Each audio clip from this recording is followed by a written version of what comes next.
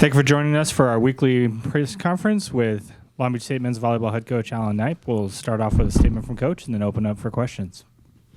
Thanks for everyone for being here. As I look back on last week, it was a really important week for us, an important week for volleyball. Really, I really enjoyed having both our SIAC teams out here, and I think they really enjoyed their trip, and I thought it was great for them, and I thought it was really good for us as a program. We were able to get some different guys on the court, and some guys played really well, which bodes well for what we're doing in the gym, but also for us moving forward to be able to use some of those pieces of what we saw. It's one thing to do it in practice, and then once you start doing it in practice, do it consistently in practice, and then you get your opportunities on the court, and then you do it again. Those are all really good for what I think will help us as the season moves forward. It was also really good for the fact that we were able to get some guys who have been playing a ton, some much needed downtime, and get some rehab and just be off their legs for a little bit. And I think that just watching them yesterday in practice, you could tell that that was good for them physically. So, I also think that as we move into this week, we have a real good opponent in Lewis coming in, but a little different this week. We don't have the two matches. We only have the one on Friday night, but we're looking forward to a good week of training because they're gonna give us a different look than what we've seen. They have some size and they're well coached, good physicality. So it's going to be a good week for us leading up into Friday's match.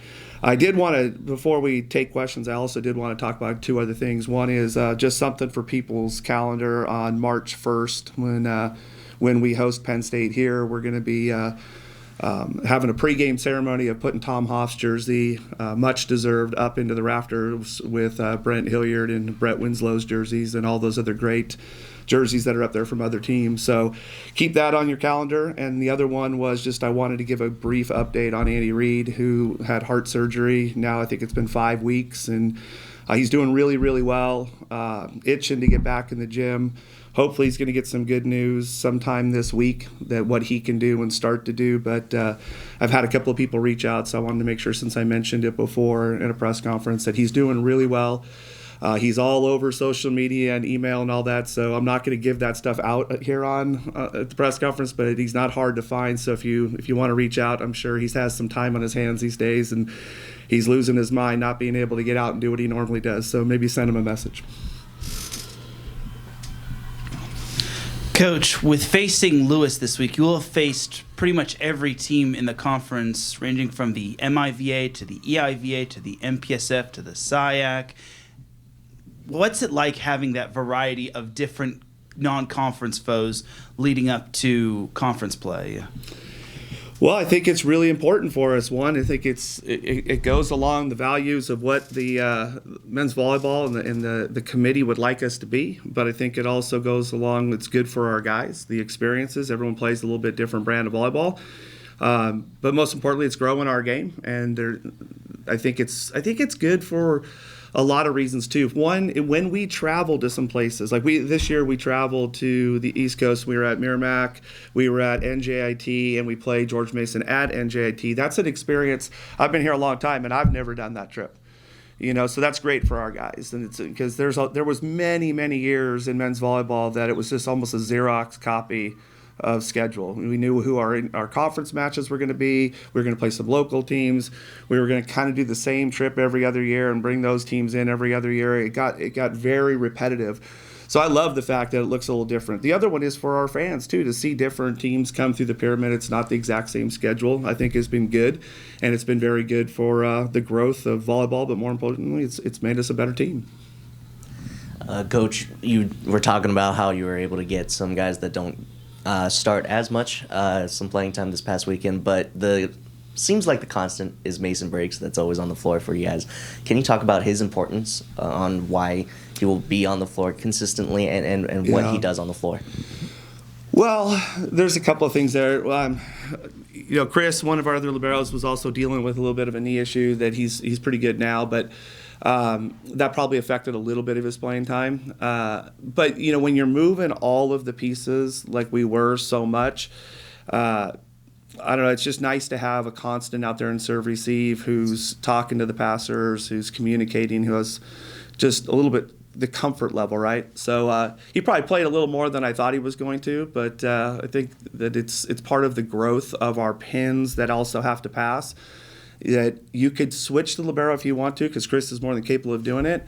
But if those other players get subbed into a game, then I want them to feel what it's going to be like to be out there when Mason's telling them, what our scouting report is on different servers or in different rotations.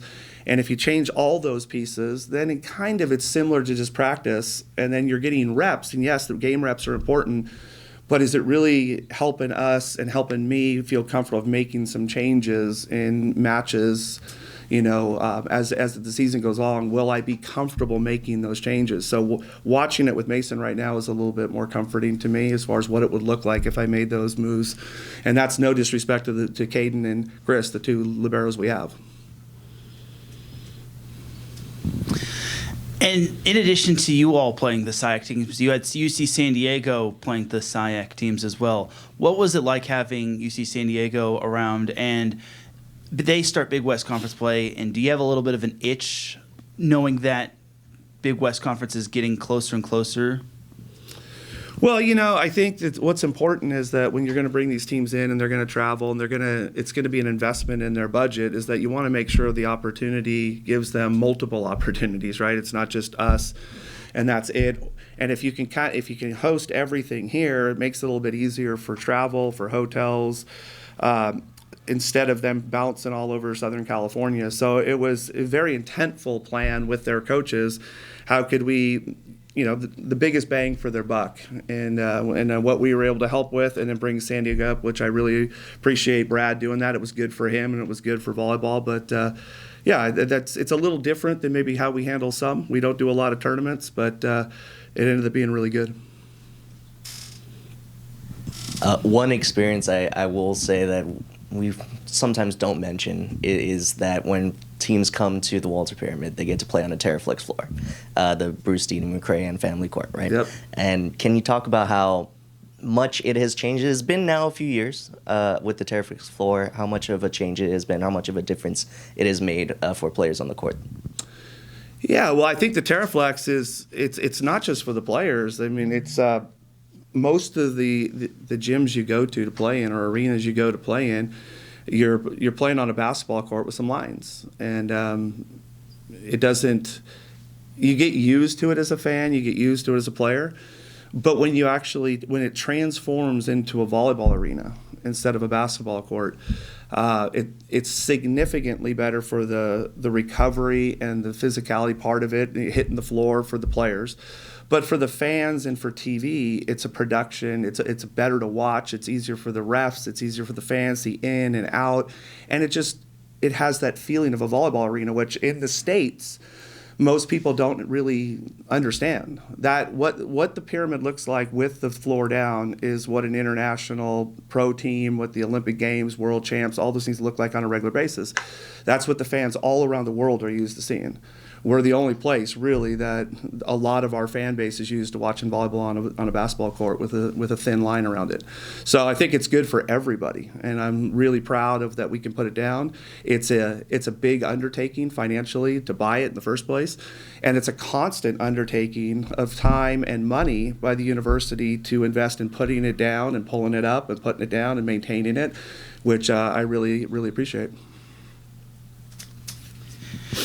And I know every week is important to you and your team, but how important are these next 2 weeks, taking on Lewis being this week and then Penn State being next week?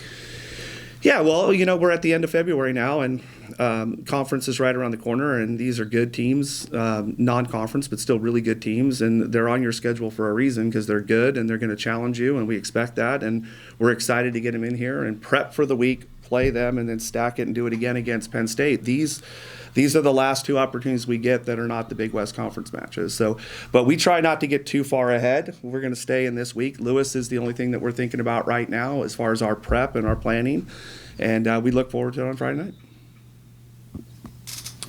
Coach, you brought up Tom Hoff earlier. I think the longtime fans of the program obviously know what he's about, but some of the newer fans, some of the current students may not know as much about him. Why are you honoring him, and what has he meant to the program? Yeah, I think that's a really good question. Well, Tom, for people that don't know much about Tom transferred in at a time when there was no transfer portal and stuff like that. So he didn't get released from his previous institution, so he had to sit a year. So he redshirted his first year, and then he played 2 years here and was spectacular. He played opposite 1 year, he played middle 1 year. He left here. Well, actually, let me back up. As a graduate here from our engineering department, he was the student athlete of the year for the Big West Conference and the CSU system. He was just amazing in all areas of his life. And then leaving here, he went on to 3 Olympic Games, and was a captain of the 2008 gold medal team. Played in Russia, played in Greece, played all over the world, professional volleyball, played 4-man volleyball, is now a father of 5 daughters, one of them playing on our women's team, and works for Microsoft locally, and is just an amazing alum, and is a model of consistency and a commitment to greatness in all areas of life for our student athletes. So when the fans come out on the 1st and watch that jersey go up, it's very well deserved, not only for what he did here, but what he did in his entire career as a volleyball player. But in our program, it's not just about the volleyball. It was on and off the court. He walked the walk. It's going to be a great night for him. I would imagine it's going to be a very special night for his family, especially with his daughter playing on the women's team. It should be a really fun night to honor that jersey. We're going to be doing a reception at the new alumni house here on campus, which is maybe one of our nicest venues on campus. So we're looking forward to that and having a lot of people back to celebrate Tom that night. All right. Thanks, Coach. Awesome. Thank you.